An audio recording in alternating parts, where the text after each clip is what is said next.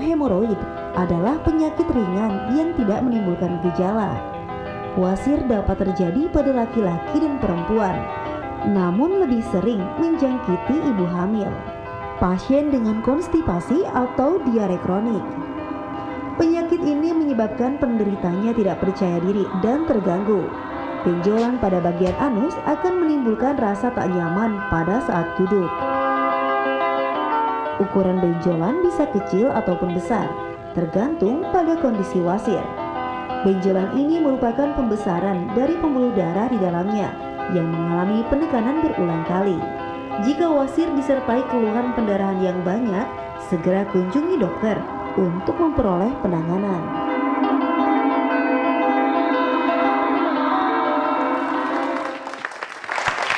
Kembali dalam acara Ayo Hidup Sehat. Pada episode kali ini kita kembali membahas mengenai satu masalah yang cukup mengganggu, tapi kadang-kadang orang malu mengakuinya. Karena ini namanya wasir atau ambeien, lebih tepatnya orang bisa suka menyebut itu. Nah, apakah ada di antara penonton mungkin yang pernah mengalami atau temannya mengalami ini? Ada nggak? Ada nggak? Malu Malu mengakui. Terbukti apa yang saya bilang tadi. Kalaupun iya, pasti nggak mau ngomong. Iya, nah kita akan membahasnya hari ini dengan Dr. Aris, spesialis penyakit dalam dan konsultan saluran cerna dan hati. Halo dokter. Nah dok, ini tentang wasir. Sebenarnya orang-orang perlu tahu nih, wasir itu apa sih sebenarnya? Ya, jadi sebenarnya wasir itu adalah bagian dari pembuluh darah kita di daerah anus ya, di daerah dubur itu. Itu dia keluar, bengkak, sehingga pasien tadi seperti gambar tadi itu pasien merasakan pokoknya duduk tuh nggak enak gitu ya rasanya, nyeri gitu ya. Bawahnya nggak bisa diem aja. Makanya kadang-kadang kalau orang-orang suka pecicilan, jangan-jangan ambeienan itu tuh. Wasir tuh jangan-jangan. Iya, nggak bisa. Saya agak-agak tersinggung dokter. Oh gitu ya. Jadi pokoknya dia nggak betah. Kenapa? Kan nggak nyaman. Nah, itu salah satu gejalanya. Dan lama-lama pasien juga bisa akhirnya perdarahan. Nah, timbul perdarahan. Itu tadi. Jadi awalnya sebenarnya secara struktur di dalam tubuh kita tuh ada jaringan dari bagian dari pembuluh darah kita di bawah itu. Tapi karena tadi berbagai macam faktor resiko, akhirnya dia keluar. Nah, keluar timbullah masalah-masalah tadi itu. Jadi timbul nyeri, panas, segala macam sampai juga bisa timbul perdarahan. Oh nah, gitu dok. Jadi gini dok, belakangan ini aku emang agak-agak susah BAB ya dok. Ya udah sekitar semingguan itu nggak bisa teratur gitu loh dok. Itu kira-kira kenapa tuh dok? Ya, sekarang pertama ngomong susah BAB dulu. Susah BAB 3 hal sebenarnya. Ya, pertama minumnya kurang, ya, kemudian kurang sayur-sayuran buah-buahan, ya kan, kemudian kurang bergerak, dan ada satu lagi sedih atau depresi misalnya. Gitu. Itu mewakili isi hati om. Jadi kalau orang-orang yang sedih itu cenderung susah buang air besar. Jadi katanya ususnya males, tapi istilah medis itu IBS. Nah, ini nih tadi nih, kalau kita diemin terus, susah buang air besar ini lama-lama bisa timbul wasir tadi itu. Oh, jadi gejala ya? Benar. Iya, bahagia. Jadi mesti hati-hati gitu. Orang nganggap susah BAB biasa, jangan. Nanti komplikasinya ke wasir ini nih. Jadi pembicaraan. Jadi jangan kelamaan sedih, apalagi ngelamun di kamar mandi sambil duduk di toilet, mungkin lama-lama jadi wasir. Nah, ini sepertinya sebenarnya bukan cuma salah satu, bukan cuma Mbak Andin aja yang berpikir kayak gini. Banyak masyarakat punya pola pikir yang mungkin harus diluruskan pada kali ini. Jadi kita akan bahas juga mengenai mitos-mitos mengenai wasir tadi. Boleh. Nah, ada juga orang yang bertanya nih ya, katanya ini karena satu keluarga punya keturunan katanya wasir katanya. Jadi mereka itu dia bilang, oh saya ada keturunan wasir katanya gitu. Apakah wasir itu genetik? Ya, satu faktor genetik memang ada, tapi saya rasa nggak terlalu besar. Karena kembali lagi akhirnya tadi itu hal-hal yang membuat dimana dia menjadi timbul wasir tadi, susah buang air besar tadi ya. Kemudian, nah kalau bicara soal susah buang air besar itu berhubungan dengan pola makan di rumah. Misalnya kalau kita sebagai orang tua bilang anak nih mesti makan buah sayur, tapi dia nggak makan buah sayur, diketawain sama anak. Apalagi anak zaman now. Itu dong maksudnya. Bapak ibunya aja, artinya kita nggak mencontoh yang baik. Jadi itu tadi. Kemudian minum. Kadang-kadang ibu-ibu mohon maaf malas minum. Kenapa malas minum?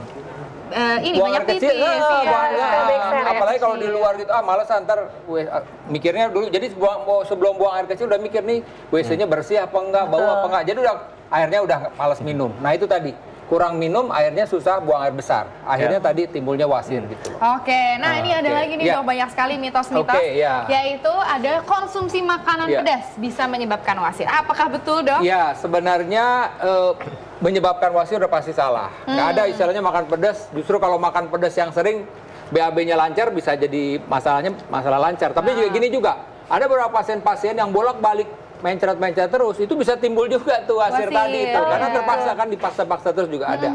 Jadi ini pasti tidak, ya makanan pedas tidak menyebabkan wasir. Tapi begini, memang ada yang kita bilang hipersensitif. Pada beberapa pasien, itu kalau makan yang, dia memang udah ada wasir sebelumnya. Pada makan yang pedas, dia merasa lebih panas.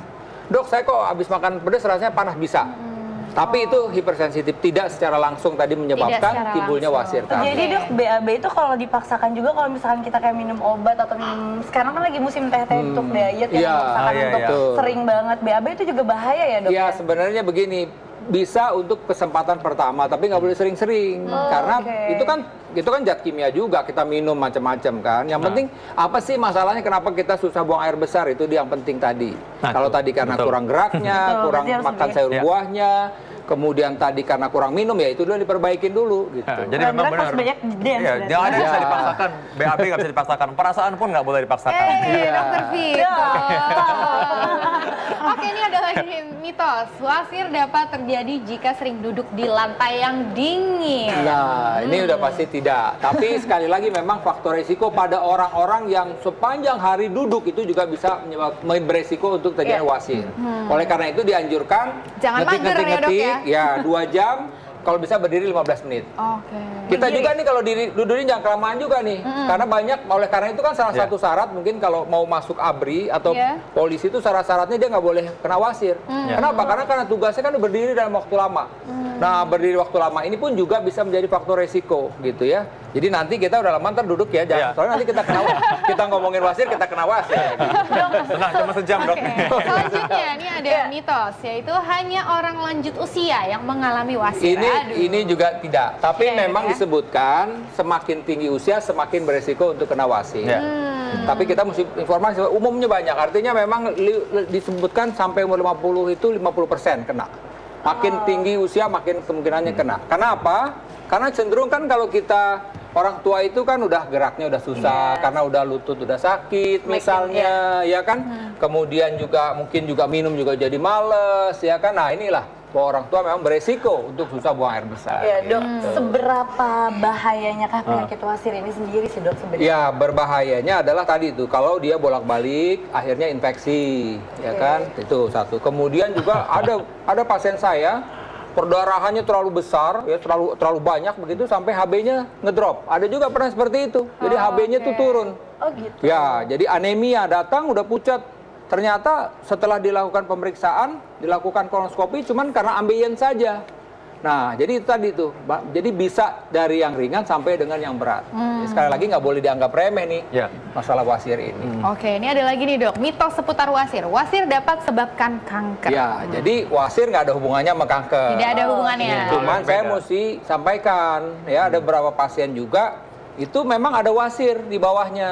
Nah, dia pasien perdarahan. Kemudian saya lakukan kolonoskopi, ternyata 15 cm dari lubang dubur itu kita temukan adanya kanker. Nah, jadi itu sekali kalau memang ada perdarahan, berat badan turun, apalagi ada resiko dengan kanker, sebaiknya diteropong aja. Mungkin pada saat diteropong pertama kelihatan ambeien, tapi pada saat kita masuk lagi ada kanker gitu loh. Jadi ini tadi nih, wasir tidak menyebabkan kanker, tapi wasir bisa terjadi bersamaan dengan adanya kanker. Jadi harus waspada kalau ada pendarahan dari bawah ya. Perdarahan dengan tanda-tanda alarm misalnya. Tanda alarmnya apa aja? Tanda alarmnya tadi misalnya umur sudah di atas 60 tahun. Umur di atas 60 tahun. Kemudian berat badan turun misalnya, kemudian ada faktor keluarga dengan riwayat kanker usus besar misalnya. Nah, ada lagi yang penting, kebiasaan makan daging-daging merah tidak disertai dengan sayur-sayuran, itu juga faktor resiko. Jadi kalau ada pasien-pasien atau masyarakat dengan keluhan-keluhan seperti itu harus dicek, jangan-jangan udah terjadi sesuatu. Iya betul. Jadi semua harus lebih waspada ya. Oke, selanjutnya ini ada lagi dok, wasir adalah penyakit kambuhan. Sekali wasir nanti lanjutnya nextnya wasir lagi. Iya, karena kan tadi gini, karena wasir ini adalah suatu akibat dari sebab. Ya kan? Ada beberapa pasien saya diobatin atau disuntik, kita kan ada tekniknya, bisa disuntik, bisa diikat atau mungkin dioperasi. Ada pasien saya 2 tahun dioperasi kambuh lagi. Kenapa? Karena gaya hidupnya nggak berubah. Nggak mau makan sayur-sayur buah-buahan. Senang banget dengan susah buang air besar. Ada juga itu pasien. Ada senang dok saya buang air besar cuma sekali seminggu. Makanya itu tadi ada yang kayak begitu. Jadi susah BAB itu senang banget, itu nggak boleh.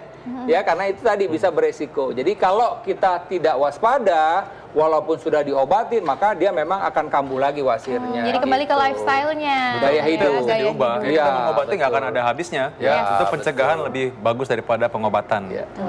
Ya. Yang berikutnya ada juga orang yang lagi hamil dan akhirnya wasirnya baru ketahuan timbul. Nah akhirnya orang berusaha menghubung-hubungkan bahwa oh ini wasir nih hubungannya sama kehamilan dok.